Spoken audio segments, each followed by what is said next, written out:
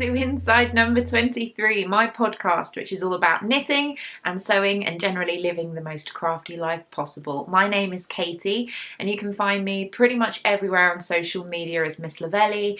I am most active on Instagram, but I'm also on Periscope and Ravelry. And if you head over to the groups tab on Ravelry and search Inside Number 23, you will find our group for this podcast, and that's where you can get involved in things like knit-alongs, sew-alongs, giveaways, all that good stuff, and just get involved in the chat with the lovely people that are over there. I'm coming to you as always from Hertfordshire, which is just north of London in the United Kingdom, and I live here with my gorgeous little puppy Rolly and my husband Emrys, and my goodness, it is good to be back with you this week. In case you are new to the podcast, first of all, welcome. If you're new, it's lovely to have you here, and a huge hello and welcome back to all of my long-term viewers. But I have been away. I haven't podcasted for maybe nearly 3 weeks. That is a little bit scary.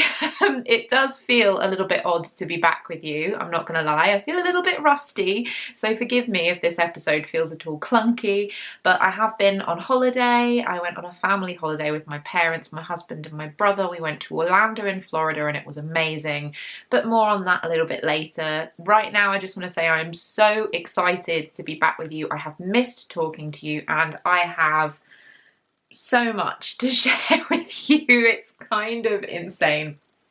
First of all, a quick update on Rolly. Rolly, like I said, is my little pug puppy. He's not really a puppy now. He's over a year old, so he'll always be my baby. But I know that some people were a little bit worried about him because he's been away from us, staying with this amazing guy. He basically had a little doggy holiday, and I just wanted to set all of your minds at rest. He is absolutely fine. He had a wonderful time on his holiday. He made some doggy friends. One doggy friend who was staying with him pretty much the whole time. He just was spoilt rotten, and ever since he's been back home, I think he's been very happy to be back, and he's been super cuddly and wanting to be with me and Emrys all the time. But he is just in a really good place. He's very well adjusted, I think, from having another dog around with him, so you know, fingers crossed. Maybe next year we'll be getting him a little brother or sister dog, but he is great. Also, a little update on KALs. As I kind of mentioned at the beginning of the episode, we do KALs here, and the one that I am co-hosting at the moment is the Colour KAL, and I'm co-hosting that with lovely Marsha of the Twitch and Stitch podcast. I am being a really terrible member of this KAL because I must admit I have not picked up my colour work in quite a long time, and forgive me because obviously I've been on holiday. There was not much time for knitting, but I know that a lot of you guys have been getting involved. You can go over to the Ravelry group and post your projects, share your progress, and yeah, it's a really fun KAL. We are going until December 1st. Whips are more than welcome. Please feel free to double dip, to triple dip, to quadruple dip in all of the other KALs. It's just colour work basically, so fair isle, any kind of stranded work, intarsia, mosaic knitting. We just ask that you don't kind of just stripe a couple of colours up and call it colour work. It has to be a little more complex than that. But do take a look at both my Ravelry group and Marsha's Ravelry group for some inspiration, because there are some beautiful projects there. Oh, one more thing, Vlogtober. I wanted to thank everybody who's been watching Vlogtober, sending me messages, sending me comments about it. It was pretty hard, I'm not gonna lie, doing the vlogs whilst I was on holiday. I'm sorry that the last couple took a while to get up, but they are all up now, which is just great. But thank you so much, and I'm really happy that so many people seem to appreciate them and enjoy them. I am not entirely sure exactly what my plans will be in terms of vlogs for the future. As I said at the end of Vlogtober, Vlogmas is just around the corner, but I'm not 100% sure exactly how I will be doing Vlogmas this year, but rest assured there will be something to do with vlogs over Vlogmas. So watch this space, and yeah, just thank you for all of your support and your interest in something that isn't entirely conventional in terms of the podcast genre. You guys are awesome. In terms of what's coming up in the episode this week, like I said, I've got quite a lot to talk about. I did have some owl posts lined up. I have had some lovely, lovely parcels, but I've decided to leave those until next week to talk about them because basically I have so much other stuff to talk about. I don't think there's going to be enough time. So that's something to look forward to for next week. But what I wanted to get kind of done right at the top of the episode was just do a little kind of holiday recap for you. If you are not interested in hearing about my holiday, I completely understand if you'd like to go straight to the knitting and sewing goodness. In my show notes, which you'll find down below, and also in my Ravelry group, you will find timestamps on each section of this podcast. So if you want to kind of skip through to something that you would prefer to watch, do feel free to do that. I'm going to start off with holiday bits and pieces, like I said, but pretty much straight away after that we're getting into knitting goodness, so do feel free to scan through the notes and skip forward to whichever section you would prefer. So to start off with this week, it's going to be a little bit of holiday chat. In terms of what we did on holiday, we did the typical tourist thing that you do in Orlando. So we did the whole of Disney World, we did Magic Kingdom, Epcot, Animal Kingdom, and Hollywood Studios. My brother and Emrys also went to Typhoon Lagoon on one day, and then we also hit Universal Studios and Islands of Adventure. In terms of my personal picks of our time in Orlando, I don't want to talk hugely about everything that we've done because I have showed everything on my Vlogtober videos. So if you're really interested to see what we got up to day to day, do go and check out those videos. I will put a link down below. I have a whole playlist of the whole month of Vlogtober for you to enjoy, so check that out. But there were two things that I really think are an absolute must if you are going to Orlando, Florida, and you're doing the theme parks. One is particular for this time of year, but one is great for any time of year. The first of my kind of top moments of our holiday was Mickey's Not So Scary Halloween Party. Now, both Disney World and Universal Studios do these kind of Halloween themed nights where you can go into the park later than all of the kind of the public, and you can ride rides, they have entertainment. The Universal version is Halloween Horror Night, and when we were booking tickets, I must admit I completely chickened out and didn't want to do it because it just looked horrific. When I actually got to Universal, I was a little bit gutted. I thought I might have been brave enough to go to this in the end, but it did look very, very impressive. So maybe if we go back in the future, I don't know when that would be, to be honest. It would probably be a long, long time in the future. We may look at doing the Halloween Horror Night, but we chose to do Mickey's Not So Scary Halloween Party, which is exactly as it sounds, a lot more family-friendly, Halloween-themed fun. The best bits of Mickey's Not So Scary Halloween Party, we got to stay in Magic Kingdom till midnight. The rides were incredible because there was basically no queue for any of the rides that we wanted to do, because I think a lot of the people going to that were younger visitors who didn't necessarily want to go on the more exciting rides. Everybody was in costume. I think if we were to do it again, we would get fully into the costume. I wore my Halloween dress, which I'm going to be sharing with you a little bit later, but Emrys, I know, was a little bit disappointed that he didn't get dressed up. So if we ever do something like that again, we're going to go costume crazy. But the best thing about the Halloween party was both the parade and the Hocus Pocus show. The parade was brilliant. It involved lots of characters that you don't usually see in the park, so a lot of the villain characters that I loved. It also had some of the characters from the Haunted Mansion coming out and being in the parade, which was just incredible.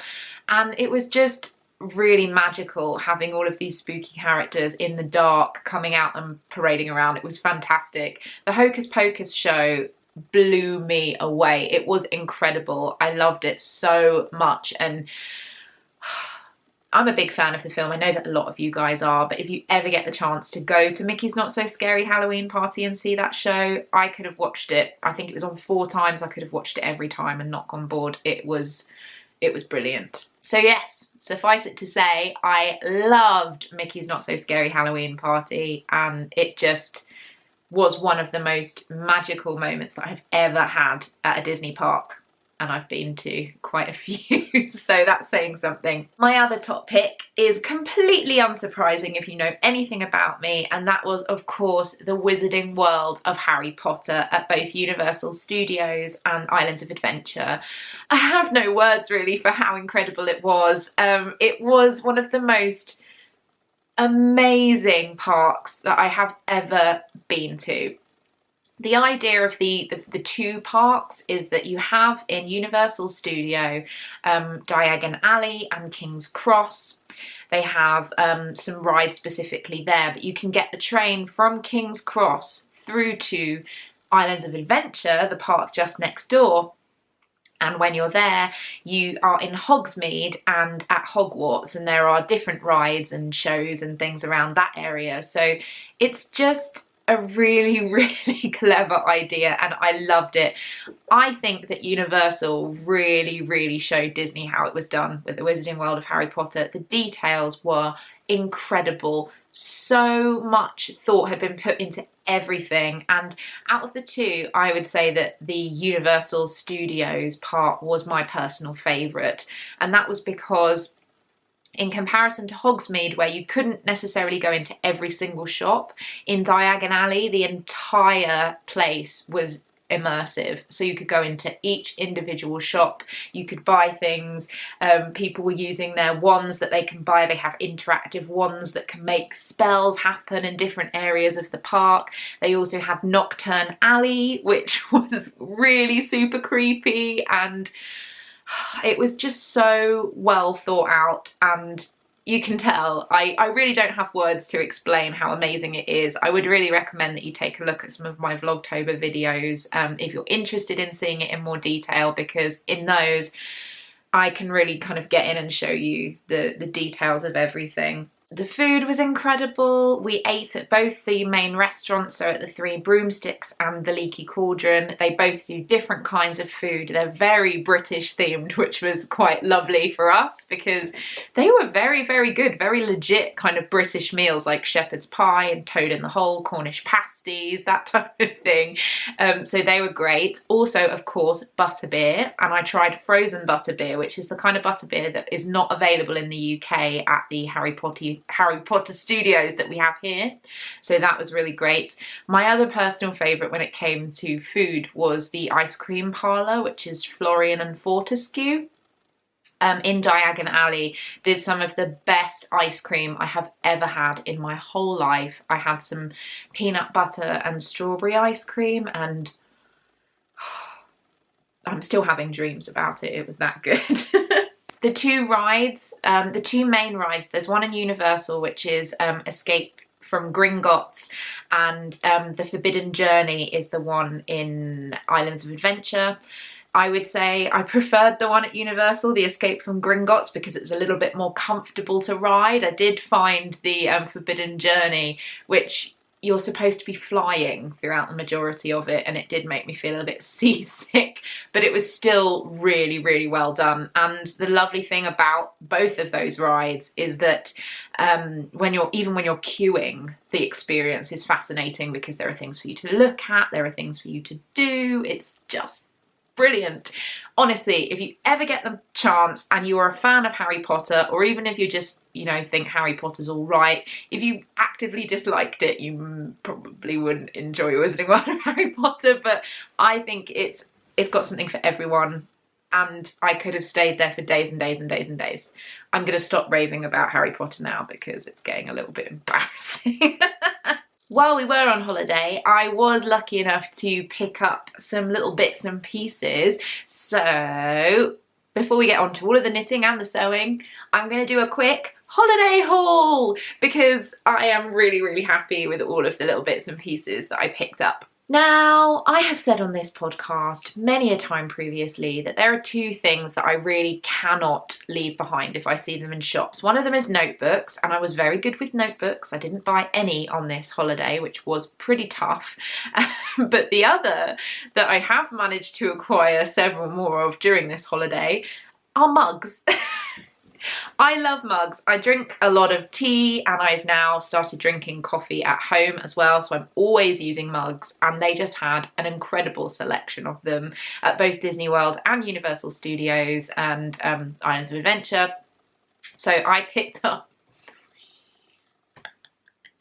So the first one is one that I knew that I would be buying because I'd had my eye on it for a long time. It's not something that I've ever seen in the UK. We might have it here, but I thought as it's there, I'm going to buy it, and it actually has my tea in it today, and that is my chip mug. So I am a huge fan of Beauty and the Beast, like so many others of you, but this is an actual mug that looks just like Chip from Beauty and the Beast, and I can't tell you how happy this mug makes me. It is just the cutest thing I have ever seen. I'm currently drinking some calming chamomile tea. It's a Tazo tea that I've got in here. And isn't he just the cutest thing you've ever seen? I could not leave him behind, and I always knew that if I saw him at the parks, I would have to take him home. And look, he even has the little chip. So cute. The next mug that I bought was entirely to kind of remember the fun that I'd had at the Mickey's Not So Scary Halloween party. It's one of the specific Halloween themed items that were on sale at the park. They were on sale at all of the parks. I did buy it in the Magic Kingdom, and that is the Halloween mug. So this is this amazing colour. It's kind of, you can't really see on the camera, but it's almost a holographic orange. So it has Dracula Mickey Mouse with lots of little bats flying. It also has the Haunted Mansion, or perhaps that's kind of like the Halloween version of the Disney Castle, I'm not sure, but it's very, very cool. And then on the back it has Boo to You with these two little pumpkins, Mickey and Minnie. And Boo to You is the name of the parade that goes through the park at the Mickey's Not So Scary Halloween party, the Boo to You parade. I love this mug. This has very much become my coffee mug. It's the perfect size for a nice latte in there. It also has bats on the inside. I just love it. I think I've never really been an orange person, but this year, it's probably due to the pumpkin spice lattes I've been drinking, but orange has become something that I gravitate towards hugely. So I really, really love this mug as well. I love a mug. The last mug, because yes, I got 3, was actually not a purchase at either Universal Studios or Disney World. This was a purchase that I made when we went to the mall at the Millennia, which was a beautiful, beautiful mall. It was a really nice kind of change of pace to just go and wander around a couple of shops for a morning, which we did the morning before we went to Mickey's Not So Scary Halloween party. And at the mall at the Millennia, they had a pottery barn, and I have never been to a pottery barn because we don't have them in the UK. And to be honest, my only reference for pottery barn is the episode of Friends when Rachel buys all of the pottery barn furniture and tries to convince Phoebe that it's all like antique and vintage and secondhand. So that made me laugh when I saw the pottery barn, but when I got inside and started looking at the homewares, I got very, very excited. And the day that I had got there, they told me that they had just got in a whole load of Christmas stuff. And I am not in the mood for Christmas just yet. I'm starting to feel distinctly more festive because it's getting a lot colder and I've got that in the back of my head. But when I saw this, I knew that it would just be perfect for that time of year. And I've never seen anything like it at home. I had to get it, and that is this mug. Look at it. Emrys thinks it's ridiculous, but I love it. It's incredibly kitschy and vintage. It's a little deer and it has little eyelashes, it has little antlers, and I love it. This is going to be my Christmas mug for this year, and I am so happy with it. I think it's adorable. Oh, it's so funny. But yeah, 3 different mugs. So that was fun getting those back in my suitcase, I can tell you that. I have a couple more things that I bought while I was over there. Another purchase that I made while out at both the mall at the Millennia and Disney Springs was they have Sephora's. And again, we don't have Sephora in the UK, and I've been wanting to try some Kat Von D makeup for a very, very, very, very, very long time. I had tried one of her Everlasting lipsticks before. I have one in the Lolita colourway. But she has recently made a deal with Debenhams in the UK. So Debenhams is now supplying her makeup, but it's only available online. And I really wanted to try some of the colours before I bought them because they're not exactly inexpensive. They do have a reasonable price tag on them. And I didn't want to be spending a lot of money on makeup that I wouldn't be using. So I headed to the Sephora and tried out some products, and I ended up buying 3. The first 2 things that I purchased, and I'm wearing all of these products today in case you're interested. The first purchase that I made was the Kat Von D Tattoo Liner. It is this incredible eyeliner which is super, super popular with a lot of YouTubers and beauty gurus. You can see it's this very fine brush tip pen. This is in the Trooper colorway, so basically it's black, and I'm actually wearing it today. So if you can see my eyes, it is without a doubt the best eyeliner I have ever used. And if you are at all interested in, or you do wear black eyeliner like I do, and you like cat eye eyeliner, and you're not entirely sure which product to use, I would definitely give this a try. It is so easy to apply.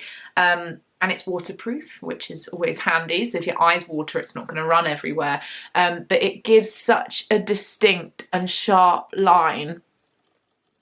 But it's no hassle to put on whatsoever. I absolutely love it. The next purchase that I made was another Everlasting lipstick, which I have tried before, and I love these lipsticks. They are so gorgeous. This is in the Vampira colorway, which is this really, really deep red, which I am also wearing today.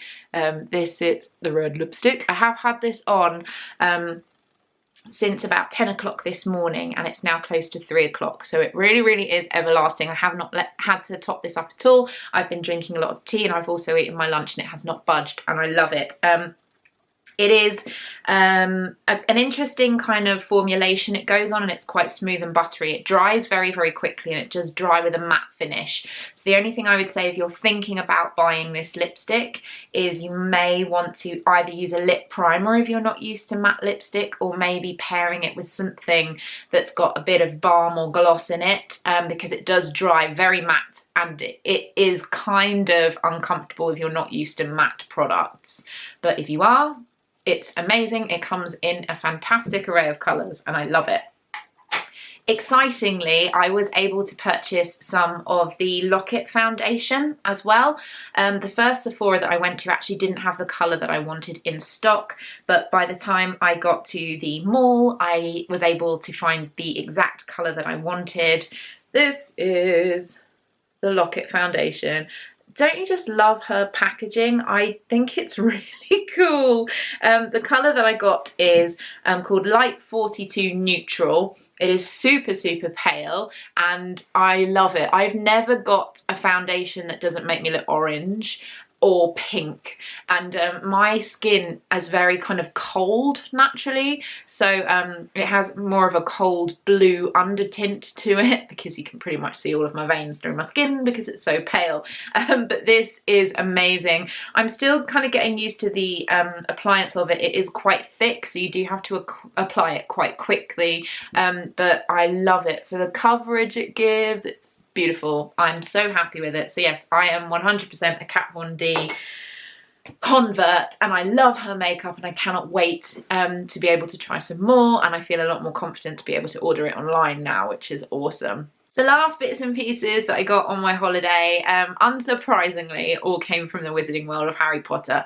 Before you get excited, I know that some of you think that I actually bought a wand when I was there, and I did not. I went to the Ollivander shop in both Diagon Alley and in Hogsmeade. The first time I wasn't picked to choose a wand, and then by the time we went to Hogsmeade to do it again, both Emrys and I actually got selected to try out wands with Ollivander, which was amazing. It was so cool, guys, I'm not gonna lie. And a wand did pick me. It was very emotional, but I didn't actually end up buying it because it was a little bit out of my price range, unfortunately. If I were to go back again, I totally would bear that in mind and get myself a wand, but that is not one of the things I'm going to be showing you. pretty much everything that I bought was Hufflepuff themed because I am a Hufflepuff. I'm Hufflepuff and proud. The first thing I'm not actually going to be able to show you because it's currently in the wash because I've been wearing them so much, and that's a pair of Hufflepuff socks. I will insert a picture here for your viewing pleasure, but they were very kind of kitschy and fun, and I wore them around the parks. I think I'm going to wear them a lot in the winter. They're knee-high, they're yellow and black, they're everything that I'd want in a pair of socks, and yeah, I thought they were cute, so I bought them. The next purchase that I made was actually a couple of pins because I've been wanting to start an enamel pin collection for quite a while, but I have never seen the right pins that I wanted to buy. They had a huge amount of pins at Disney and at Universal Studios. It's a big deal over there, I believe, kind of pin trading. But I couldn't leave the Wizarding World of Harry Potter without picking up a couple of pins. So the first one is the Hufflepuff shield. So it's kind of an enamel background with a silvery badger on the front. I absolutely love it. It's so cute. I'm not entirely sure where I'm going to put these pins yet, but I really, really love them. The second one is a prefect badge because, yes, I would have wanted to be a prefect if I went to Hogwarts. And what better house to be a prefect for than Hufflepuff House? So again, it's yellow. So I have my two Hufflepuff themed pins, and I just really love them. They make me happy because I don't know where they're going yet, what I'm going to put them on. I just put them both on my bedside table, and I love seeing them there before I go to sleep. It just makes me really happy. My final purchase from the holiday haul, I know you guys are going to be like, please just get on with some knitting and some sewing already, but I saw this and fell in love. It's the Hufflepuff jumper.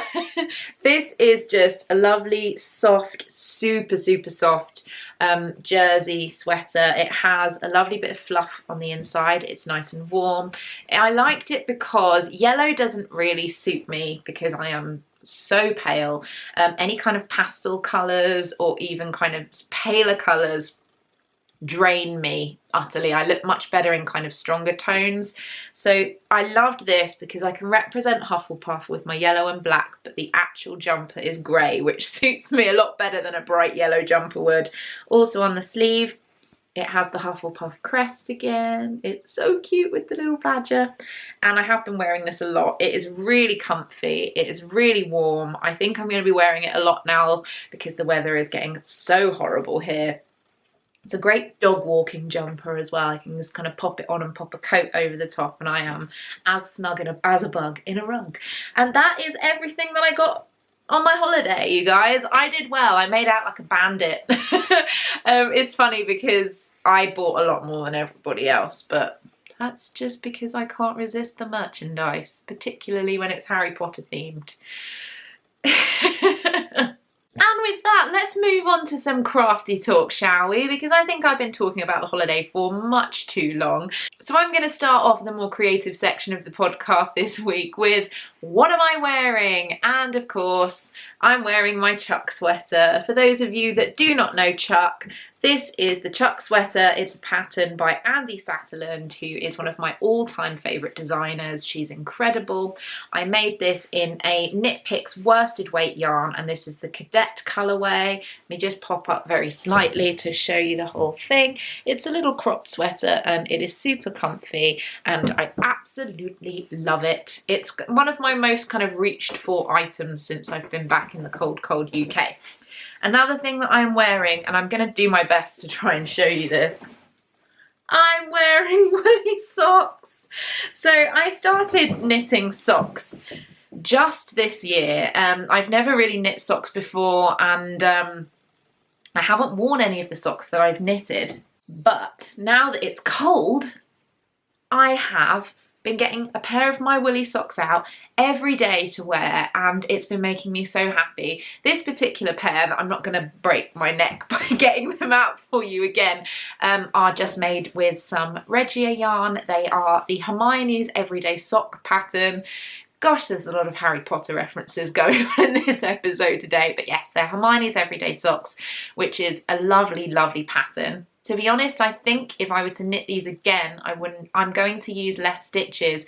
One thing that I have noticed when I've been wearing my socks is that I usually knit 60 or 64 stitches, and even the 60 stitch socks are feeling a little bit big when I wear them, because obviously they stretch and they get a little bit more roomy the more you wear them. So I am thinking that I'm probably going to need to reduce my stitch count down to possibly 56 stitches, and we'll go from there and see what happens. But I am really enjoying wearing all of my socks, which has given me a big boost to finish some more pairs of socks, which is great because my sock mojo had just completely left the building a couple of months ago.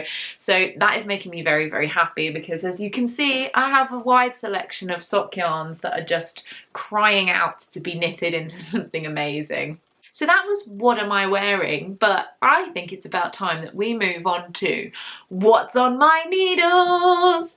And I'm going to start this off with a little disclaimer, because I didn't get a huge amount of knitting done while I was on holiday. I'm going to lay it out there straight away.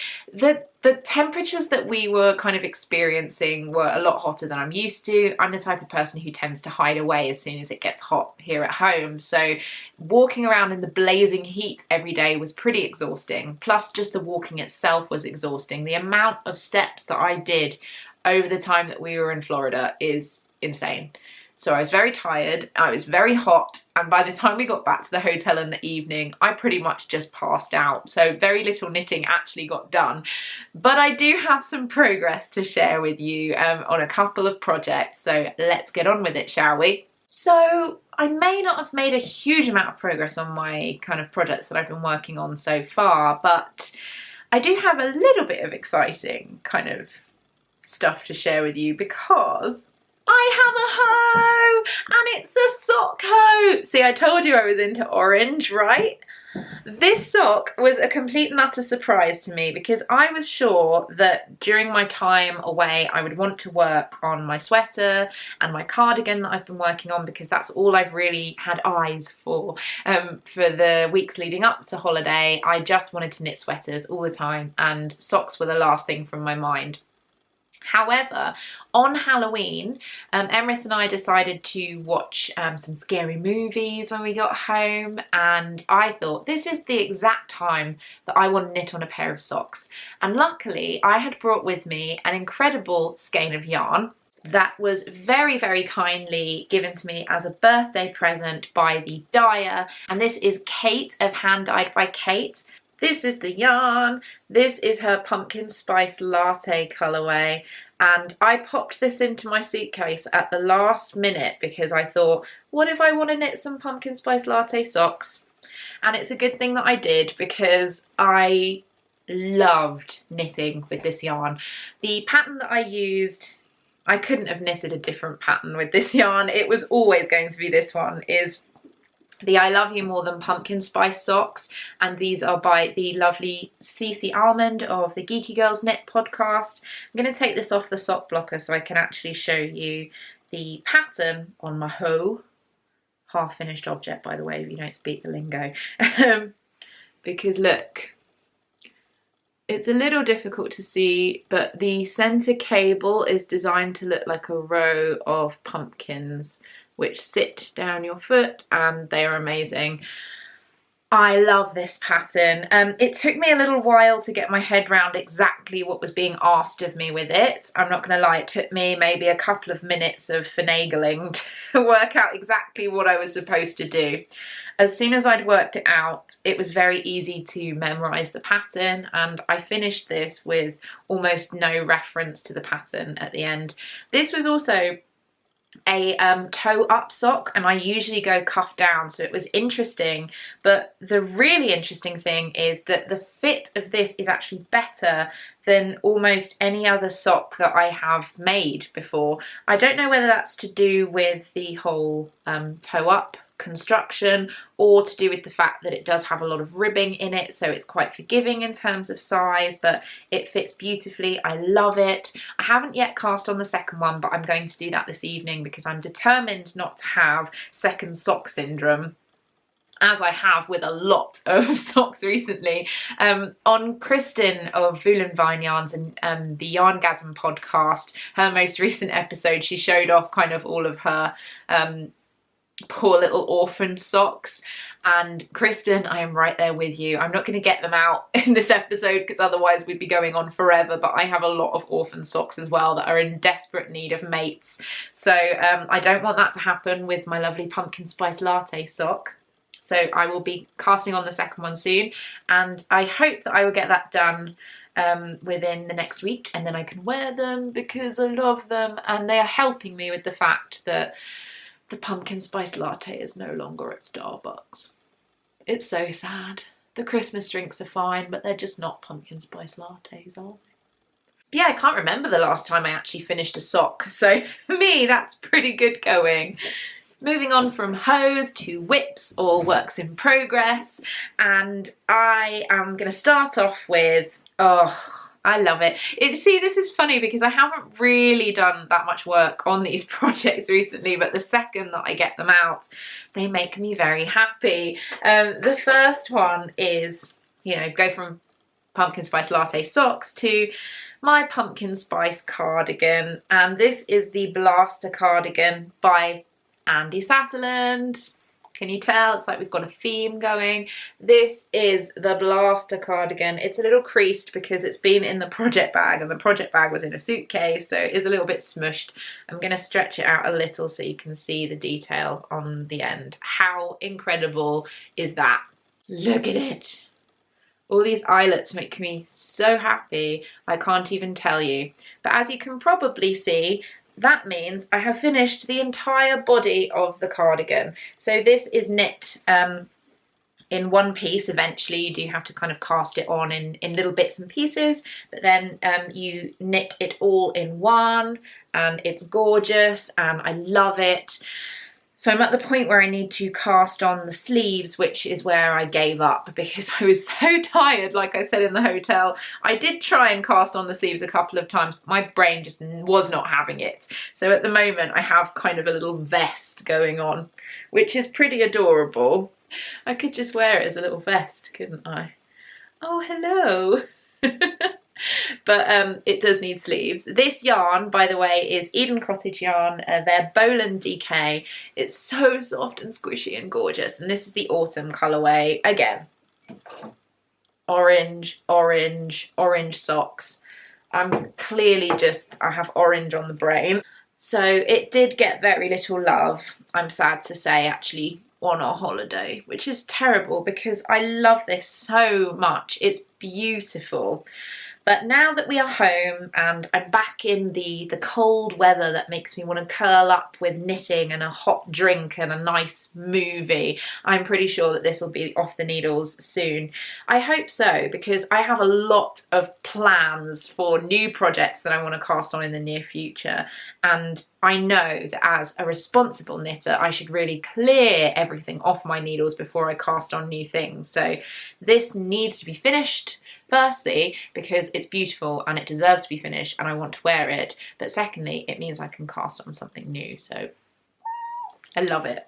And lastly, for what's on my needles, I have been working on my wickerwork pullover, which is an incredible pattern by Michelle Wong.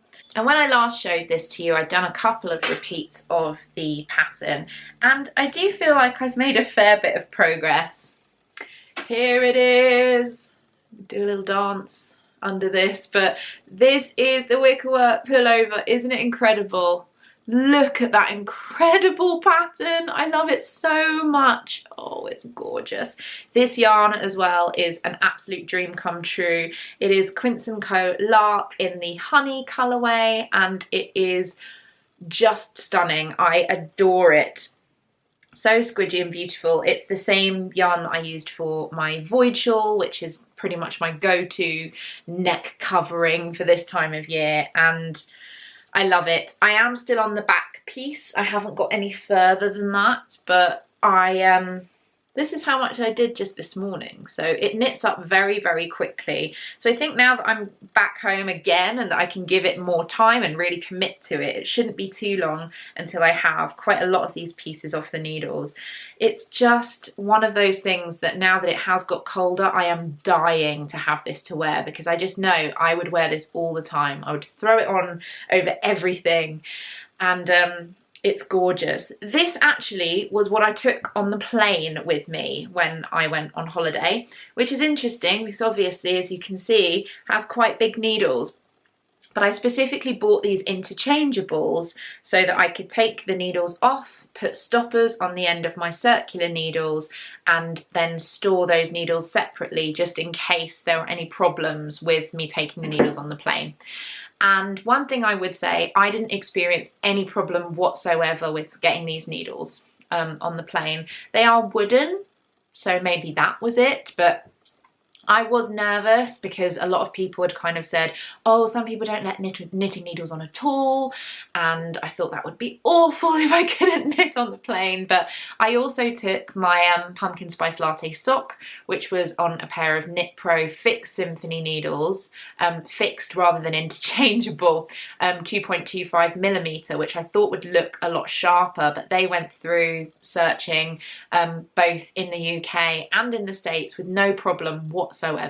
So I would say if you're thinking of taking needles onto planes, Knit Pro Symphonies, whether they are fixed circular needles or interchangeables, are a really great thing to do. And plus, I really enjoy knitting on them. I think that they are lovely, although I much prefer my higher sharps, and I wouldn't try and take those on a plane.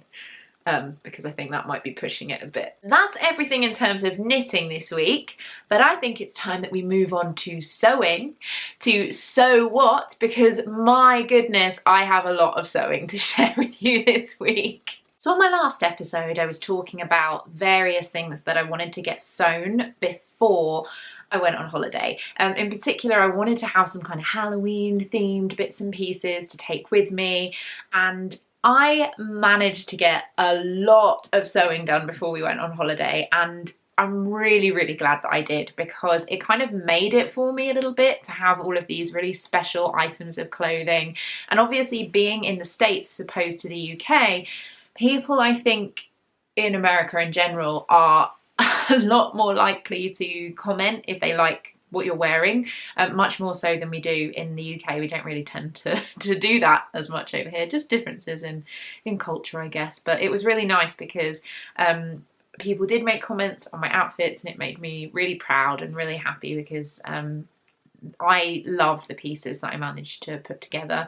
So it really meant a lot to me that other people seemed to like them as well.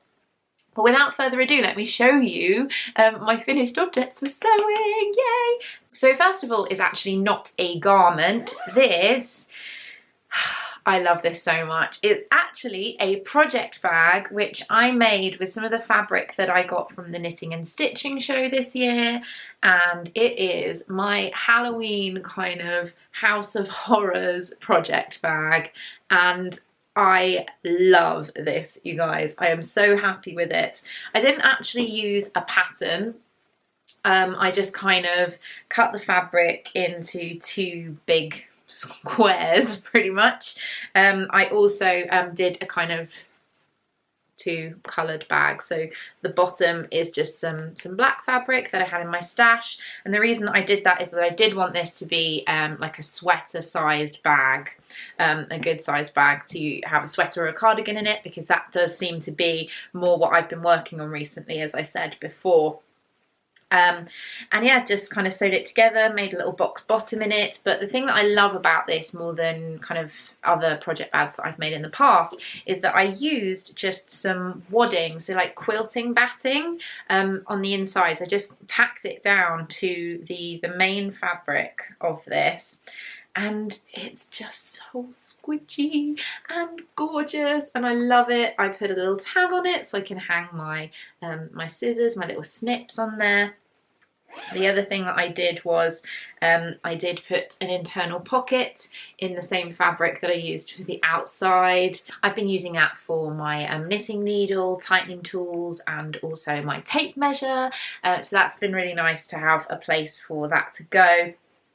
And yeah, in general, my wickerwork pullover has been living in here, but I also popped my pumpkin spice latte socks, my I love you more than pumpkin spice socks, on the top here, and put this into my hand luggage for when we were flying, and it was just a lovely thing. I could pretty much put this inside my hand luggage. I had my phone on the top, I also had my camera on the top of it for when I was vlogging, and it was perfect. It's a really, really lovely bag. I'm so happy with it, and I can't get enough of that fabric. I love it.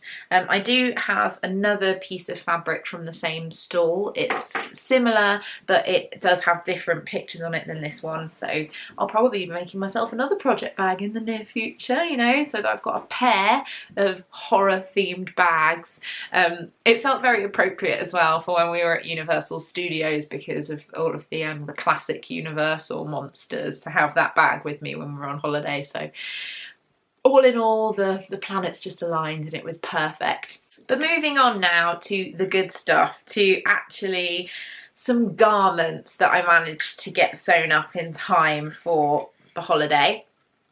And I do want to apologise a little bit about these garments because they're looking a little bit crunchy around the edges. That is just because when we got back from holiday, I put everything in the wash right away. I like to get that done straight away, and although these have been dried, I hung them on hangers and I dried them as soon as they were out of the wash. Didn't put them in the tumble dryer because I don't do that with my hand sewn garments, but I haven't yet pressed them, so I haven't yet ironed them. I will do that before I put them away in my wardrobe, so they're a little bit crinkly around the edges, so, shall we say. But oh, I love them. I love both of these. They were huge hits with everybody who saw them. I got a lot of really, really lovely comments about them. So first of all is my second version of the Robe Bluet dress by Deer & Doe. Pretty much my favourite dress pattern of all time now, because both this and my Foxy Lady dress that I finished are so much fun to wear and I love them, and that is my Halloween dress. And guys, look at it, it's so cute. So I made a couple of adjustments to this pattern. Like my Foxy Lady dress, I turned the collar into a Peter Pan collar. I rounded out the edges because I prefer a rounded collar to a pointy one. I also I'm going to just show you the back. I omitted the bow from the waist at the back, mostly, to be honest, because I didn't actually have enough of this fabric. I had a very, very small amount of yardage of this Halloween fabric to make this dress. I just managed to scrape this dress out of the yardage that I had, but I actually think it looks better without the bow because of the kind of feel of the dress. I don't think the bow would have quite worked, and it doesn't affect the construction of the dress whatsoever. It's literally just a little addition that you sew into the seams, so it doesn't change the way the dress goes together. And I love this. I am a little bit sad, obviously, because it is so themed, it's so Halloween-y, that I pretty much can't wear it until next Halloween. I mean, I probably will. I'm not really bothered by that type of thing too much, but it is very, very specific to Halloween.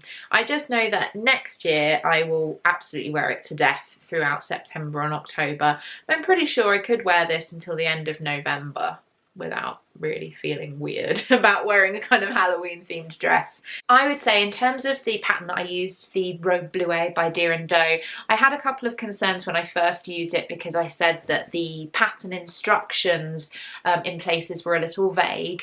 I found that obviously now that I've made it twice, it is just beautiful. And in terms of the design, which I've always said, it's just incredible. It's so unique and special and just beautiful. This pattern you can also use just to make a blouse. So if you just wanted to make this as a top, so a little kind of puffed sleeved button down blouse, you can do that as well. And I'm very tempted. I've already got ideas of different things that I can do with this pattern, and maybe a couple of pattern hacks that I can try to make different garments out of this, maybe putting some longer sleeves onto a dress like this. I just love it, and I could definitely do with at least a couple more of these in my wardrobe, so watch this space. But I am so happy with how this looks, and I also picked for it black buttons, which I think just look really cute all the way down the front. So that is my Halloween dress. My last bit of sewing, my last garment, is something that I managed to get finished by the skin of my teeth. Literally, it was down to the wire for this one. The fabric that I used for this was a gift from lovely, lovely Jen, one of my very, very generous viewers. So Jen, thank you again so much for this fabric. It's just, I honestly think this is one of my favourite things that I've ever made. And yeah, I make a lot of things, so that's saying quite a lot, but I would say in terms of when I wore this as well, it got more compliments than anything else that I wore on my entire holiday, and I did wear it quite a lot because it's so amazing.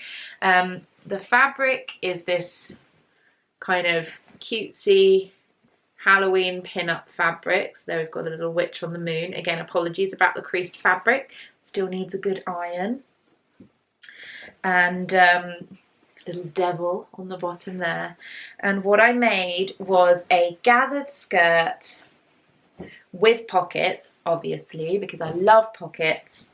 And here she is. She doesn't look very impressive, I'm not gonna lie, kind of with me showing you on the camera, but wearing this was just so much fun. I was very, very lucky that the yardage that Jen sent me was just enough to make this really lovely full pleated skirt. I mean, gathered skirt. You can see there's a lot of body in this, and that's what I really like about a gathered skirt. If it doesn't have enough body, it kind of looks a bit weird.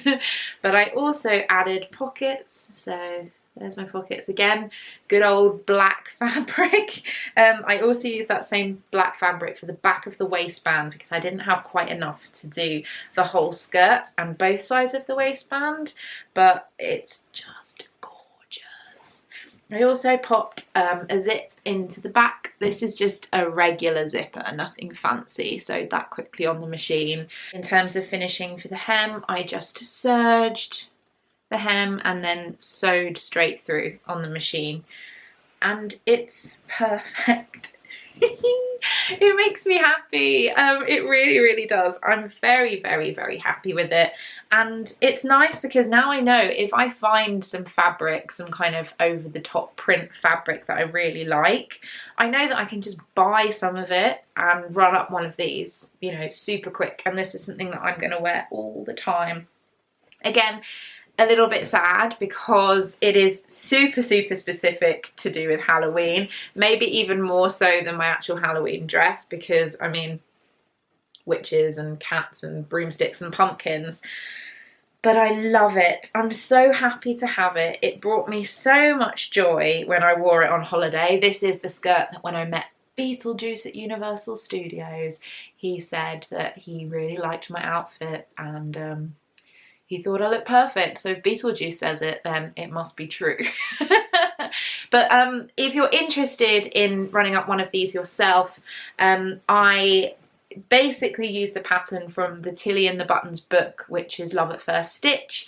It's not a pattern, it's directions as to how to make a gathered skirt, but it's a brilliant book anyway. I'd really, really recommend it. I know I've talked about it a lot on the podcast previously, but if you are at all interested in making one yourself, I would say that book is a really great purchase anyway, and it's a nice, clear set of instructions as to how to exactly make one of these, and you'll love it forever because I do. Oh, it's so cute. It's so cute.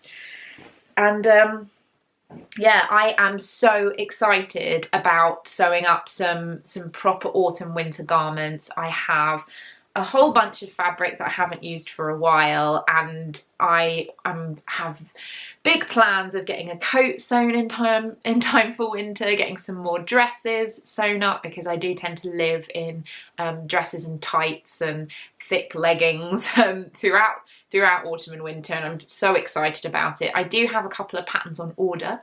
Very exciting. They haven't arrived yet, but I will be sharing them with you soon. So hopefully within the next couple of weeks, I'm going to have some really, really interesting segments of Sew What to share with you. And that's pretty much everything for all of the creative segments this week. I want to quickly apologise about my lighting because, as I said, it's been getting dark very, very early here, and although it's not time for sunset, it has started raining outside. So it's very, very cloudy, so my lighting has gone slightly odd and yellow, so I apologise for that.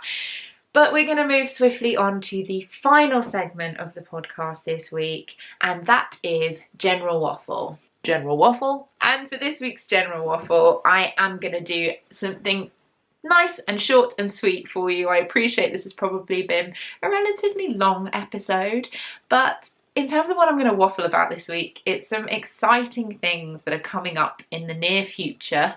They're creeping up on me now and I'm so excited, and that is some amazing knitting events that are going to be happening in the next few months or so. It's incredible.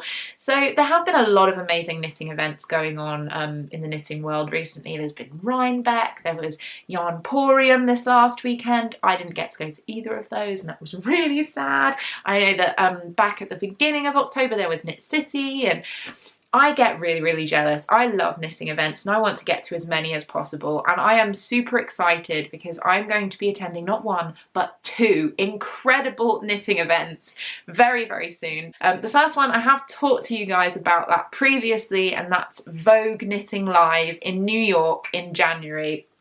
January the 13th to the 15th is when Vogue Knitting Live is on, and I am so excited because Emrys and I are going to New York. I love New York so much. It's one of the most magical places that I have ever been. It's gonna be incredible. I will be there over the entire time of Vogue Knitting Live. I'm not entirely sure exactly when I will be there. I'm not taking any classes. I'm not really a classes person. I much prefer to kind of soak in the atmosphere and be with people, look at the stalls, do some shopping, that type of thing. So I much wanted to kind of focus on that rather than the classes. That's just my personal preference. But I know that there are going to be some incredible people there, and also loads of lovely podcasters to meet in real life. I can't wait. I'm definitely going to Vogue Knitting Live. I think we're going to do a podcaster meetup. Obviously, I will keep you posted about that, but let's get excited. And I hope you guys will come, and I hope you'll also come and say hello to me because it would be lovely to meet you. But even more excitingly, I have an announcement for a new event that I have just received confirmation that I will be able to go to because I've managed to arrange some holiday at work so I can go. It's not something that I thought I would be able to, and I was gutted to miss it this year just gone, determined to go this coming year, but then because of Vogue Knitting Live I didn't think it would be possible. But I'm happy to say it will, and I am going to Edinburgh Yarn Festival next year, and that is going to be in March. It's March 10th and 11th. I'm going to be there over the entire time. Even more exciting than actually going to Edinburgh Yarn Festival is the fact that I'm going to be going with incredible, lovely, amazing Vero of Along the Lanes. If you haven't watched her podcast, you really should, because she is just an incredible crafter and knitter and just an incredible podcaster. Her videoing skills, she's just brilliant. She is kind of my inspiration when it comes to doing new things on this channel, so you should really go and check her out. She's been amazing. We've been kind of texting on and off, and I'm so excited about being able to spend some time with her and everybody else who's going to be at Edinburgh Yarn Festival. It's going to be amazing. I love Edinburgh so much. It's one of my favourite places in the entire world. The last time I was actually there was on my honeymoon 2 years ago, because Emrys and I did have a kind of mini moon in Edinburgh, and I just can't wait to be back. It's going to be amazing, and I've seen kind of lists of all of the vendors and it's just going to be marvellous. Again, I'm not doing any classes. I'm just not a classes kind of person really. I'd much rather kind of wander around, like I said, and enjoy the whole place. And particularly with Edinburgh, I am going to be visiting Edinburgh town as well as being at the festival. You just have to, because it's just such a lovely place. I can't wait. And again, I'm pretty sure that there's going to be lots of kind of podcaster bits and pieces going on at Edinburgh Yarn Festival, and I will keep you posted as to exactly kind of what I'm doing and where I will be. I know a lot of you were a little disappointed that during my time in Florida I didn't do any kind of meetups or anything like that, because it was very much a family focused holiday. But I just wanted to let you know that these next 2 excursions, both to New York and to Edinburgh, I am so excited to actually have some meetups, to spend some time with you guys, to actually get to say hello in person. It's going to be amazing. And yeah, like I said, I will keep you posted. As soon as I know more, you will know. But if you were thinking about going to either of those events, know that I'm going to be there, so it would be really lovely to see you. So please come, because it's going to be awesome. That is everything that I have time for this week, you guys. Thank you so much for watching, as always. I appreciate it so much that you come back every week, or every 3 weeks as it is for this episode, to watch me and spend some crafty time with me. I hope you all have an incredible time this week. Next week's going to be pretty awesome because it's my 40th episode. That feels like a pretty big deal, so maybe we'll do something special. Who knows? I love you all. I hope you have a fantastic time this week. Happy sewing, happy knitting, and I will speak to you again soon. Bye!